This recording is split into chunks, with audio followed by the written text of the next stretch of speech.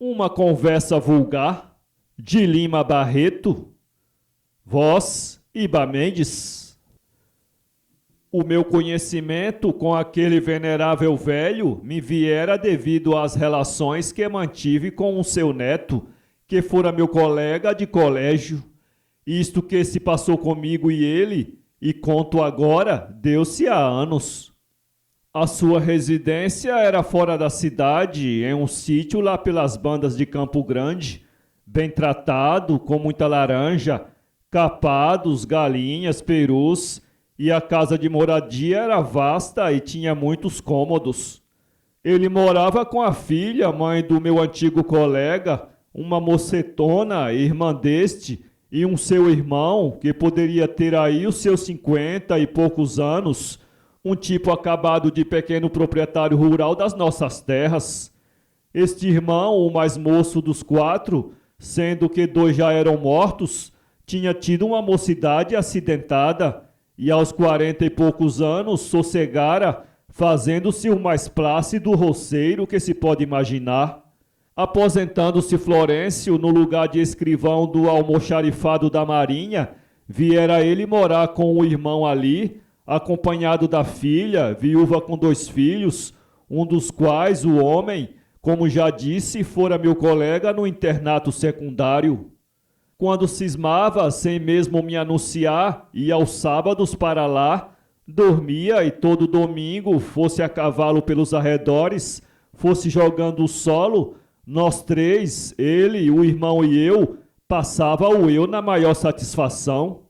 Não era lugar bonito, mas era ação, e toda a gente do velho Florêncio era de uma meiguice para mim de me encher de saudades quando saía de manhã, segunda-feira, para vir para a morrinha da repartição. Calhou aquela segunda-feira cair em dia que era do recebimento da sua aposentadoria no Tesouro. Florêncio disse-me logo pela manhã na segunda-feira: "Você, bandeira, acompanha-me até o Tesouro, que eu quero ir com você até o Pão de Açúcar, no tal bonde aéreo." Sendo os primeiros dias do mês e eu não tendo faltado até ali, podia bem acompanhá-lo no passeio que premeditava. Florêncio contava perto de 70 anos, mas ainda era forte, pisava com liberdade e segurança, e a sua conversa tinha o pitoresco e o encanto singular de ser como as memórias vivas do Rio de Janeiro. Muito observador, com uma memória muito fiel para a data e fisionomias, tendo vivido em certas rodas de algum destaque, podia-se, conversando com ele, saber a vida anedótica do Rio de Janeiro, quase desde a coroação e sagração de Pedro II em 1841 até nossos dias. Apreciava-o muito por isso e, sem precisar provocá-lo, bastava um incidente qualquer, uma velha casa avistada em qualquer parte, um encontro, um sobrenome, para ele me contar histórias pitorescas da vida social, política, sentimental e escandalosa do segundo reinado. Saímos do Tesouro logo que recebeu o seu dinheiro e fomos em demanda do Largo de São Francisco. Notei que ele olhava para um lado e outro como procurando alguém. Quase no meio da praça, quando a atravessamos em direitura à Rua do Ouvidor, veio ao seu encontro um homem, não muito velho, ossado aí pelos 40 e poucos, mas avelhantado, sujo mesmo, barba por fazer. Era mulato claro, de feições regulares. Logo que se apertaram as mãos, Florêncio disse ao outro: "Você não foi ao Tesouro?" Atrasei-me, e gaguejou sem encontrar desculpa. O velho meu amigo não esperou que ele a encontrasse e foi dizendo: "Você não toma juízo onde você está morando?" "No mesmo quarto, seu Florêncio." "Por que não vai para casa descansar um pouco?" "Seu Florêncio, é longe, aqui sempre faço os meus biscates." "Bem, toma lá, Ernesto." E puxou uma nota de 10.000 réis e deu-lhe. Senti no olhar do Ernesto uma doida vontade de ir-se, logo que sentiu o dinheiro na algibeira. Afinal, deixamos o rapaz e reencetamos o caminho da Rua do Ouvidor. Eram quase 2 horas da tarde e o Largo de São Francisco, se bem que decaído do antigo movimento, quando todas as linhas de bondes de São Cristóvão e Tijuca nele paravam, tinha alguma agitação. Emparelhávamos com a estátua quando o velho Florencio me disse: "Você conhece esse homem?" "Não. É filho do Visconde de Castanhal." "Como? Capitalista?" "Sim, o capitalista." "Não se acredita?"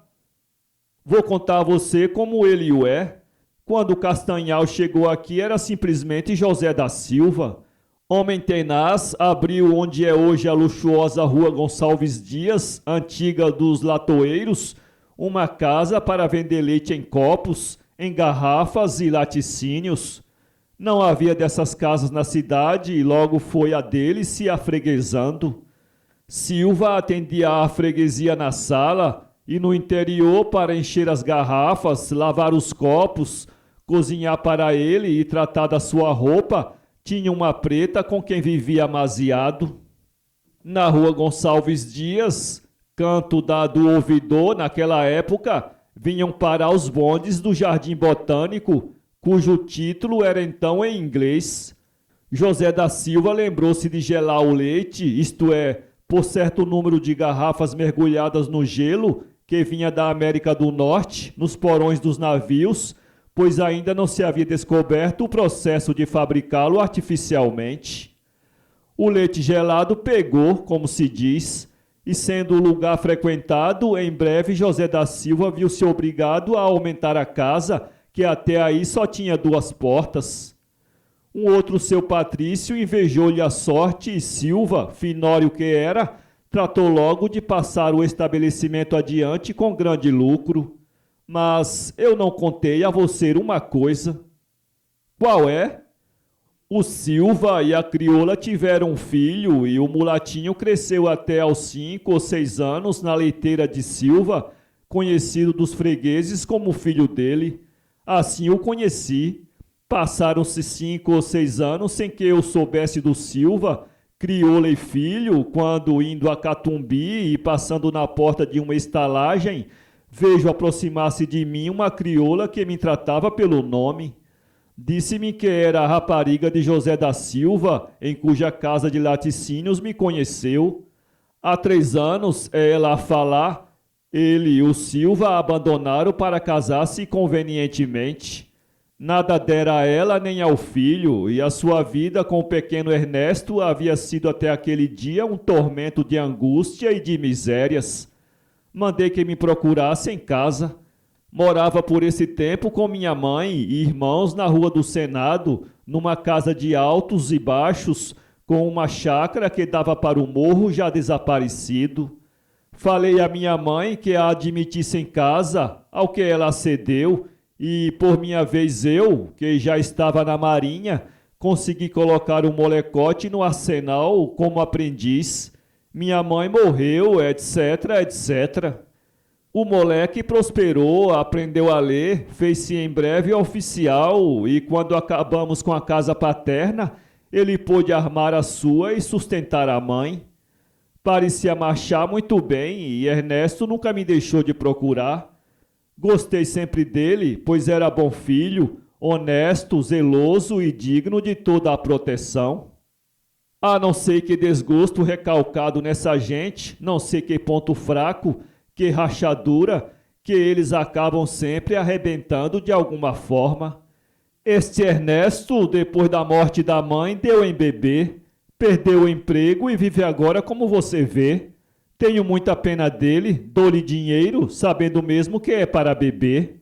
Mas não sei que coisa me diz que tenho alguma culpa nas carraspanas que transformaram esse rapaz ou na razão da transformação que o levou a bebedeiras contínuas, que me apiedo dele, do seu vício e lhe dou dinheiro. Que pai!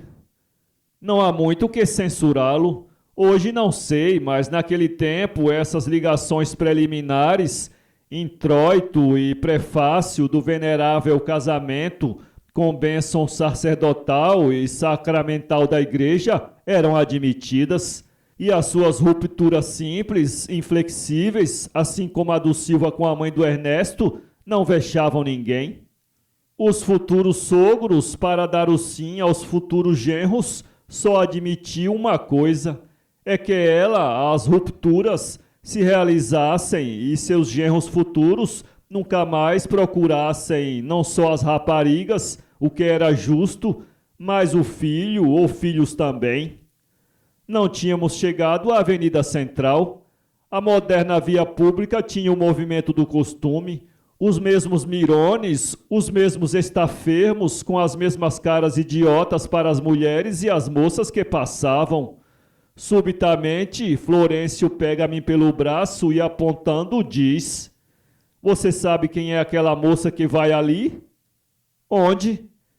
"Com aquelas duas senhoras." "Quem é?"